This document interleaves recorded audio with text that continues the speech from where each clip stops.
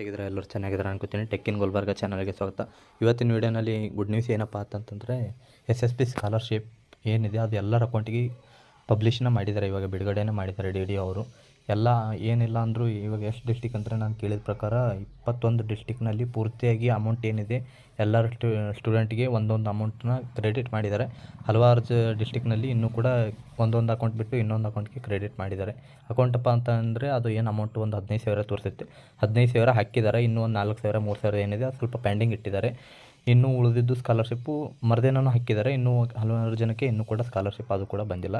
21 ಡಿಸ್ಟಿಕ್ನಲ್ಲಿ ಇವಾಗ ಸ್ಯಾಂಕ್ಷನ್ನ ನಡೆಸಿದ್ದಾರೆ. ಅಮೌಂಟ್ ಏನಿದೆ ಅದು ಕ್ರೆಡಿಟ್ನ ಮಾಡ್ತಿದ್ದಾರೆ. ಇನ್ನೂ ಒಂದು 11 ಡಿಸ್ಟಿಕ್ ಬರುತ್ತೇನೋ, ಅವು ಡಿಸ್ಟಿಕ್ನಲ್ಲಿ ಇನ್ನೂ ಅಮೌಂಟ್ನ ಬಿಡುಗಡೆ ಮಾಡಿಲ್ಲ. ಇನ್ನೂ ಕೂಡ ಬಿಡುಗಡೆ ಮಾಡ್ತಾರೆ. ಎಲ್ಲ ವೆರಿಫೈ ಆಗಿದೆ. ಅದು ಕೂಡ ಅಮೌಂಟ್ ಇನ್ನೂ ಒಂದು ವೀಕ್ನಲ್ಲಿ ಬರುತ್ತೆ 100%. ಈ ಮಾರ್ಚ್ ಎಂಡ್ ಒಳಗಡೆ ಎಲ್ಲ ಡಿಸ್ಟಿಕ್ನ ಕ್ಲಿಯರ್ ಮಾಡ್ತಿದೆ ಅಮೌಂಟ್ ಅಂತ ಎಲ್ಲ ನಾನು ಚೆಕ್ ಮಾಡಿದ ಪ್ರಕಾರ ಬಿಡುಗಡೆ ಆಗುತ್ತೆ ಅಂತ ಹೇಳಿದ್ದಾರೆ. ನಾನು ಕಾಲ್ ಮಾಡಿಬಿಟ್ಟು ಕೇಳಿದಾಗ ಆಲ್ಮೋಸ್ಟ್ ಎಲ್ಲ ಬಿಡುಗಡೆ. ಇವಾಗ ಹಲವಾರು ಜನ ನಂಬ್ತಾ ಇಲ್ಲ ಸ್ಕಾಲರ್ಶಿಪ್ ಬರ್ತಾ ಇಲ್ಲ ಅಂತ.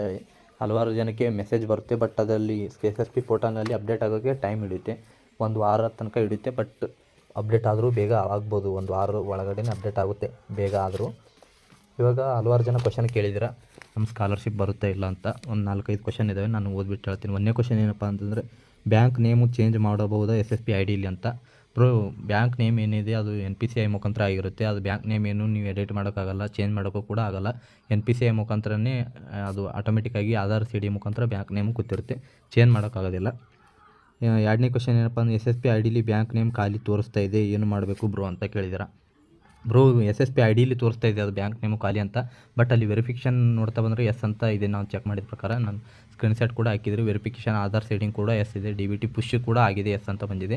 ಏನೂ ಪ್ರಾಬ್ಲಮ್ ಇಲ್ಲ ಬ್ರೋ. ಅದು ಏನು ಅಂದರೆ ಡಿಪಾರ್ಟ್ಮೆಂಟ್ ನಿಮ್ಮದು OBC ಕ್ಯಾಟಗರಿ ಬರುತ್ತೆ. ಅದರಲ್ಲಿ OBC ಡಿಪಾರ್ಟ್ಮೆಂಟ್ನಲ್ಲಿ ಏನಪ್ಪ ಅಂತಂದರೆ ಅದು ಡಿಪಾರ್ಟ್ಮೆಂಟ್ನ ಲಾಗಿನಲ್ಲಿ ಅಪ್ಡೇಟ್ ಆಗಿಲ್ಲ, ಬ್ಯಾಂಕ್ ನೇಮ್ ಅಷ್ಟೇ. ಅದು ಮೇಲ್ಗಡೆಯಿಂದ ಲಾಗಿನ್ ಆಗಿದೆ. ಡೈರೆಕ್ಟ್ NPCI ಮುಖಾಂತರ ಅಮೌಂಟ್ ಬರುತ್ತೆ. ಅದು ಏನು ಡೋಂಟ್ ವರಿ, ಏನೂ ಸಮಸ್ಯೆ ಬರೋದಿಲ್ಲ. ಅಮೌಂಟ್ ಮಾತ್ರ 100% ನಿಮ್ಮ ಅಕೌಂಟಿಗೆ ರೀಚ್ ಆಗುತ್ತೆ. ಆಧಾರ್ ಸೀಡಿಂಗ್ ಆಗಿರ್ತಕ್ಕಂಥ ಅಮೌಂಟ್ ಬರುತ್ತೆ. ಆಧಾರ್ ಸೀಡಿಂಗ್ ಆಗಿರ್ತಕ್ಕಂಥ ಆಧಾರ್ ಕಾರ್ಡ್ಗೆ ಅಮೌಂಟು 100% ಬರುತ್ತೆ. ಅದು ನಿಮ್ಮ ಸ್ಕಾಲರ್ಶಿಪ್ ಏನಿದೆ ಅದು ಅಮೌಂಟ್ ಬರುತ್ತೆ, ಏನೂ ತೊಂದರೆ ಆಗೋದಿಲ್ಲ.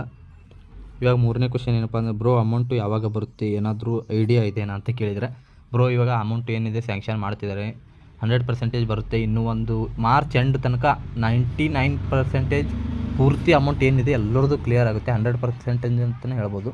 ಬಟ್ ಇನ್ನೊಂದು ಕೆಲವೊಂದಿಷ್ಟು ಏನಪ್ಪ ಅಂತ ಇನ್ನೊಂದು ಪರ್ಸೆಂಟೇಜ್ ಜನದ್ದು ಏನಪ್ಪ ಅಂತಂದರೆ ಅವ್ರದ್ದು ಆಧಾರ್ KYC ಆಗಿರಲ್ಲ, NPCI ಆಗಿರಲ್ಲ, ಮತ್ತು ನೇಮ್ ಮಿಸ್ ಮ್ಯಾಚ್ ಆಗಿರುತ್ತೆ. ಆಧಾರ್ನಲ್ಲಿ ಒಂದು ನೇಮು ಮತ್ತು SSP IDಲಿ ಒಂದು ನೇಮ್ ಆಗಿರುತ್ತೆ, ಅದಕ್ಕೆ ರಿಜೆಕ್ಟ್ ಆಗಿರುತ್ತೆ. ಈ ತೊಂದರೆಯಿಂದಾಗಿ ಅವ್ರದ್ದು ಕೆಲವೊಂದಿಷ್ಟು ಜನನ ಹೋಲ್ಡಿಂಗ್ನಲ್ಲಿರುತ್ತೆ. ಬರುತ್ತೆ ಅದು ಕೂಡ ಅಮೌಂಟ್ ಏನಾದರೂ ಕ್ಲಿಯರ್ ಮಾಡ್ಕೊಂಡ ತಕ್ಷಣ ಅಮೌಂಟ್ ಬರುತ್ತೆ. ಬಂದಿಲ್ಲಪ್ಪ ಅಂತಂದರೆ 1 ಇಯರ್ ಆಯ್ತು ಅಂತ ಕೇಳಿದಾರೆ ಬ್ರೋ, 2023 ಕೂಡ ಬಂದಿಲ್ಲ ಅಂತ. ನೀವೇನಿದೆ ನಿಮ್ಮ ಡಿಪಾರ್ಟ್ಮೆಂಟ್ಗೆ ಹೋಗಿ ಸ್ವಲ್ಪ ಕೇಳಿ, ಅಲ್ಲಿ ವಿಚಾರಿಸಿ. ಅದೇನು ಅಪ್ಡೇಟ್ ಆಗಿರಲ್ಲ ಅವ್ರ ಕಡೆಯಿಂದ. ಅವ್ರನ್ನ ಅಪ್ಡೇಟ್ನ ಮುಂದ್ಗಡೆ ಕಳಿಸ್ತಾರೆ. ಅವ್ರ ಅಪ್ಡೇಟ್ ಅಲ್ಲಿಗೆ ನಿಂತಿರುತ್ತೆ. ಅದು ಹೋದ ವರ್ಷದಲ್ಲಿ ನಿಮ್ಮದು ಬಂದಿತ್ತು ನೇಮ್ ಮಿಸ್ ಮ್ಯಾಚ್ ಅದೇನೂ ಅಲ್ಲಿಗೆ ನಿಂತಿರುತ್ತೆ. ಅದು ಅಪ್ಡೇಟ್ನ ಮುಂದುಗಡೆ ಕಳಿಸ್ತಾರೆ ಅವರು. ಅಲ್ಲಿ ಹೋಗಿ ಭೇಟಿಯಾಗಿ ನೀವು ಒಂದು ಸಾರಿ, ಅದು ಪ್ರಾಬ್ಲಮ್ ಏನಿದೆ ಅದು ಕ್ಲಿಯರ್ ಆಗುತ್ತೆ. ಇನ್ನೂ ಒಬ್ಬರು ಪೂರ್ತಿ ಏನು ಸಮಸ್ಯೆಪ್ಪ ಅಂತಂದರೆ ಫೈಲ್ಡ್, ಇದೊಂದು ಕ್ವಶನ್ ಇದೆ ನೋಡಿ, ಕೇಳಿ ಹೇಳ್ತೀನಿ ಇವಾಗ. Failed due to sanction order rejected by DDO amount exceed ಅಂತ ಇದೆ. ಇದು ಪ್ರಾಬ್ಲಮ್ಮು ಜಾಸ್ತಿ ಜನಕ್ಕೆ ಬಂದಿಲ್ಲ ಅನ್ಕೋತೀನಿ ನಾನು. ಇವಾಗ ಬ್ರೋ ಅವರು ಕಳಿಸಿದ್ದಾರೆ ನನ್ನ ವಾಟ್ಸಪ್ನಲ್ಲಿ, PDF ಕೂಡ ಕಳಿಸಿದ್ದಾರೆ. ಈ ರೀತಿ ಪ್ರಾಬ್ಲಮ್ ಆಗಿದೆ ಬ್ರೋ, ಅಮೌಂಟ್ ನಾನು 17,000 ಎಷ್ಟೋ ಮ್ಯಾಗೆ ಚಿಲ್ಲರೆ ಇದೆ ತೋರಿಸ್ತಾ ಇದೆ. ಬಟ್ ಎಲ್ಲಟ್ಟು DBT ಕೂಡ ಪುಷ್ ಆಗಿದೆ, ಎಲ್ಲ ಅಮೌಂಟ್ ಕೂಡ ರೀಚ್ ಆಗೋತ್ತು ಚಾನ್ಸಸ್ ಇತ್ತು.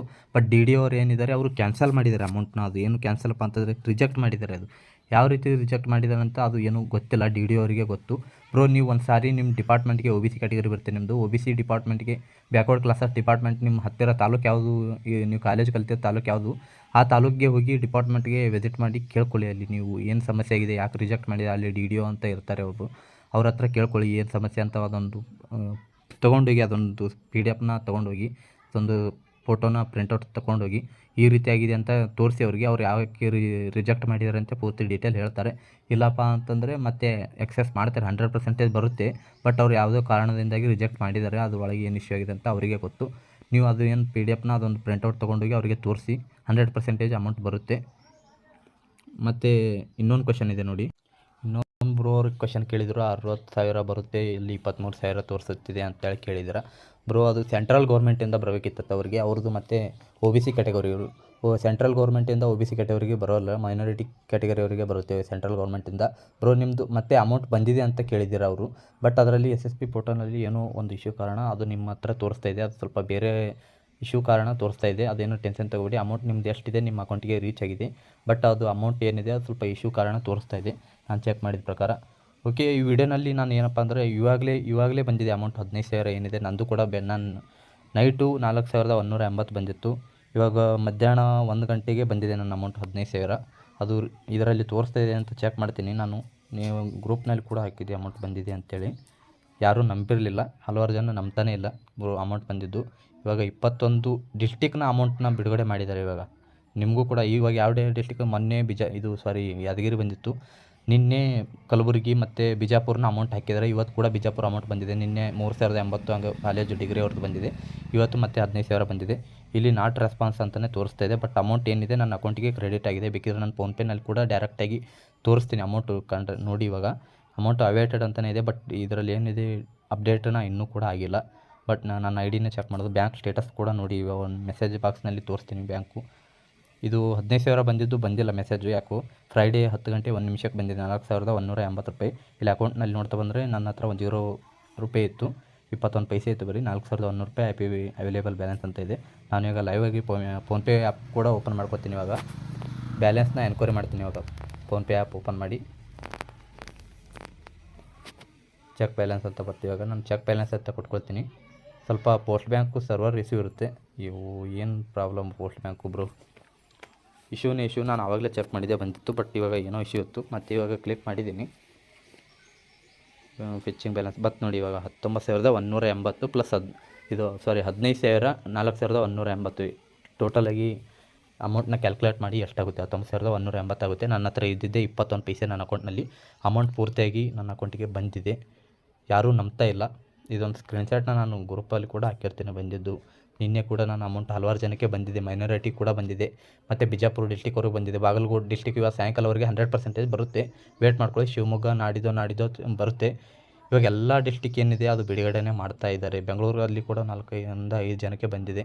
PDF ಕೂಡ ಹಾಕಿದ್ದಾರೆ ಅವರು. ಇಷ್ಟೇ ವಿಡಿಯೋನಲ್ಲಿ ಅಮೌಂಟ್ ಏನಿದೆ ಅದು ಸ್ಯಾಂಕ್ಷನ್ ಆಗ್ತಾ ಇದೆ. ಎಲ್ಲರೂ ವೇಟ್ ಮಾಡ್ಕೊಳ್ಳಿ. ಏನೇನಿದೆ ನಾನು ಪ್ರಾಬ್ಲಮ್ ಕೂಡ ಸಾಲ್ವ್ ಮಾಡಿದ್ದೀನಿ. ನಮ್ಮ ಲಾಸ್ಟ್ ಎಂಡಿಂಗ್ ಹೇಳೋದು ಏನಪ್ಪ ಅಂತಂದರೆ, ನಮ್ಮ ಚಾನಲ್ನಲ್ಲಿ ನೀವು ಏನಾದರೂ ನೋಡಿದರೆ ಸಬ್ಸ್ಕ್ರೈಬ್ನ ಮಾಡ್ಕೊಳ್ಳಿ ತಪ್ಪದೆ. ಸಬ್ಸ್ಕ್ರೈಬ್ ಮಾಡಿ, ಹಾಗೆ ಲೈಕ್ನ ಕ್ಲಿಕ್ ಮಾಡಿ, ನಮಗೆ ಅದೇ ಸಂತೋಷ. ಇವಾಗ ನಮ್ಗೆ ವಾಟ್ಸಪ್ ಗ್ರೂಪ್ನಲ್ಲಿ ಹಲವಾರು ಜನ ಜಾಯ್ನ್ ಆಗಿಲ್ಲ. ಇಲ್ಲಿ ನಾನು ಡಿಸ್ಕ್ರಿಪ್ಷನಲ್ಲಿ ಲಿಂಕ್ ಇರುತ್ತೆ, ಇದನ್ನು ಕ್ಲಿಕ್ ಮಾಡ್ಕೊಳ್ಳಿ. ಕ್ಲಿಕ್ ಮಾಡಿ, ಇಲ್ಲಿ ವಾಟ್ಸಪ್ ಗ್ರೂಪ್ ಅಂತ ಇರುತ್ತೆ. ಲಿಂಕ್ ಮೇಲೆ ಕ್ಲಿಕ್ ಮಾಡಿದ ತಕ್ಷಣ ಡೈರೆಕ್ಟ್ ವಾಟ್ಸಪ್ ಗ್ರೂಪ್ ಇರುತ್ತೆ. ಜಾಯ್ನ್ ಆಗಿ ಏನೇ ಸಮಸ್ಯೆ ಇದ್ದರೂ ನನಗೆ ಕಾಂಟ್ಯಾಕ್ಟ್ ಮಾಡಿ, ಅದ್ರ ಬಗ್ಗೆ ನಾನು ಡೆಡಿಕೇಟೆಡ್ ವೀಡಿಯೋ ಮಾಡ್ತೀನಿ. ಓಕೆ, ವಿಡಿಯೋ ಇಷ್ಟ ಆಗಿದೆ ಅನ್ಕೋತೀನಿ. ಸಬ್ಸ್ಕ್ರೈಬ್ ಮಾಡಿ. ಟಾಟಾ, ಬೈ ಬೈ, ಥ್ಯಾಂಕ್ ಯು.